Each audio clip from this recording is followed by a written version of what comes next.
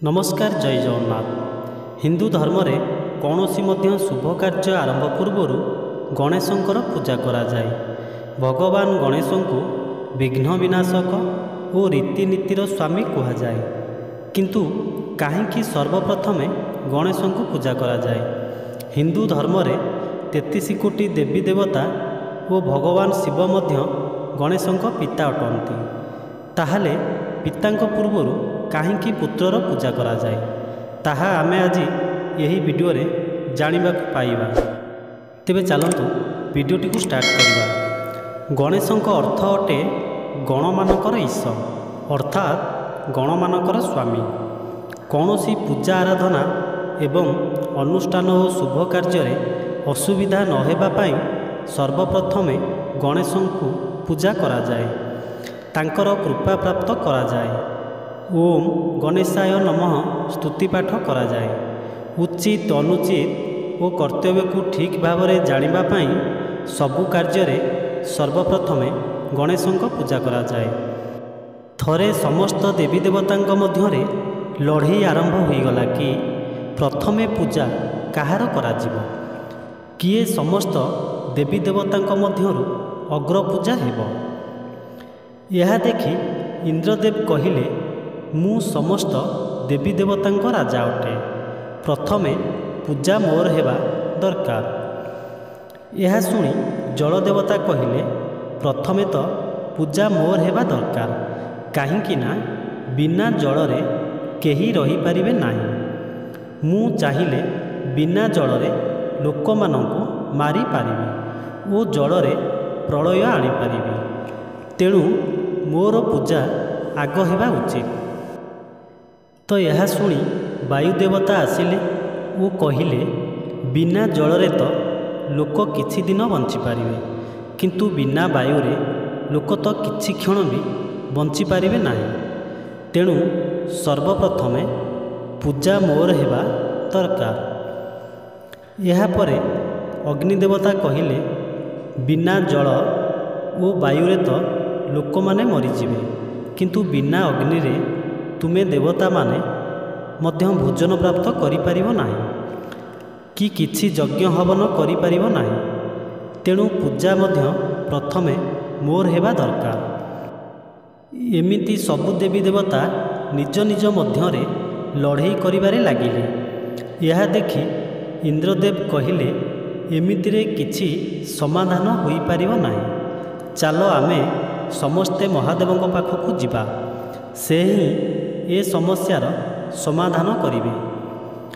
यह परे समस्ते महादेवंक विचार पाई गले। भगवान शिव सबु कथा सुनिले। यह सुनी से मध्य द्वंद्वरे पड़ीगले। भाविले मु जनकर नाम नेले अन्य जणे मन दुख करिब, तेणु से एक प्रतियोगितार आयोजन कले। भगवान शिव कहिले समस्त देवी देवता मानक मध्यरु जिए प्रथमे पूरा ब्रह्मांड को परिक्रमा करी एठारे सर्वप्रथमे आसी पहुँचब से ही अग्रपूजा पाइब। जेमिति समस्त देवी देवता यही कथा शुणिले सेमिति ही निज निजर वाहन को धरी पूरा ब्रह्मांड बुलिबा को चलिले। कहा पाखरे हाथी तो कहा पाखरे घोड़ा, पुणी कहा पाखरे मयूर तो कहा पाखरे सिंह। समस्ते निज निजर वाहन को नहीं ब्रह्मांड बुलिबा को बाहरिले, किंतु भगवान गणेश सेठू गले नहीं, कारण भगवान को शरीर तो बहुत भारी, तार वाहन पुणी मूषा। मूषा उपरे बसी पूरा ब्रह्मांड परिक्रमा करी पारिबे नाही, तेणु भगवान गणेश सेठू गले नहीं। आउ विचार कले पिता दौड़ा दौड़ी पाई यही प्रतियोगिता रखि नथिबे, यह पछरे निश्चिंत किछि कारण थिबो। ओ भगवान गणेश तो बहुत बुद्धिमान, तेणु से तांकर वाहन मूषा को कहिले चल मते मोर पितामाता चारिपाख बुलाइब। निज वाहन मूषा उपरे बसी भगवान गणेश तांकर पितामाता चारिपाख बुलिबाकू लागिले एवं 3 थर परिक्रमा करी हाथ जोड़ी छिड़ा हुई पड़िले। यह परे महादेव देखि कहिले अरे गणेश ତୁମେ କ'ଣ ଯିବ ନାହିଁ? ତୁମକୁ କ'ଣ ଅଗ୍ରପୂଜା ପାଇବାକୁ ଇଚ୍ଛା ନାହିଁ? ଗଣେଶ କହିଲେ, ପିତାଶ୍ରୀ, ମୁଁ ତ ପୁରା ବ୍ରହ୍ମାଣ୍ଡ ପରିକ୍ରମା କରିସାରିଲିଣି, ତା ପୁଣି ତିନି ଥର। ଏହା ଶୁଣି ମହାଦେବ ହସି ଗଣେଶଙ୍କ ଚତୁରତାକୁ ଜାଣିପାରିଲେ। ଯେତେବେଳେ ସମସ୍ତ ଦେବୀ ଦେବତା ପୁରା ବ୍ରହ୍ମାଣ୍ଡ ପରିକ୍ରମା କରିସାରି ଫେରିଲେ, ଭଗବାନ ଶିବ ଗଣେଶଙ୍କୁ ପ୍ରତିଯୋଗିତାର ବିଜେତା ଘୋଷଣା କଲେ। ଏହା ଦେଖି ସମସ୍ତ ଦେବୀ ଦେବତା ଆଶ୍ଚର୍ଯ୍ୟ ହୋଇ ଏହାର କାରଣ ପଚାରିଲେ। ଭଗବାନ ଶିବ କହିଲେ, ଗଣେଶ ନିଜର ପିତାମାତାଙ୍କ 3 ଥର ପରିକ୍ରମା କଲେ ଓ ପିତାମାତାଙ୍କ 3 ଥର ପରିକ୍ରମାରେ ସେ 3 ଲୋକ ପରିକ୍ରମାର ମୂଲ୍ୟ ପାଇଲେ।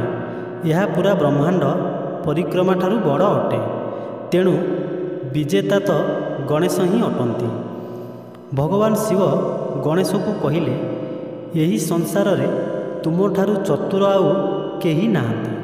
ଏଥିପାଇଁ ଯେଉଁ ମନୁଷ୍ୟ ତାର ନିଜର ସମସ୍ତ କାର୍ଯ୍ୟ ଆରମ୍ଭରେ ତୁମର ପୂଜା କରିବ, ତାର କାର୍ଯ୍ୟରେ କୌଣସି ବାଧାବିଘ୍ନ ଆସିବ ନାହିଁ। ସେବେଠାରୁ ଭଗବାନ ଗଣେଶ ଅଗ୍ରପୂଜା ହେଲେ ଓ ସେବେଠୁ ଆଜି ଯାଏଁ ପ୍ରଥମେ ଗଣେଶଙ୍କ ପୂଜା କରାଯାଏ। ତେବେ ଦର୍ଶକ ବନ୍ଧୁ, ଆପଣଙ୍କୁ ଏହି କାହାଣୀଟି କେମିତି ଲାଗିଲା ତଳେ କମେଣ୍ଟ ମାଧ୍ୟମରେ ନିଶ୍ଚିନ୍ତ ଭାବରେ ଜଣାଇବେ।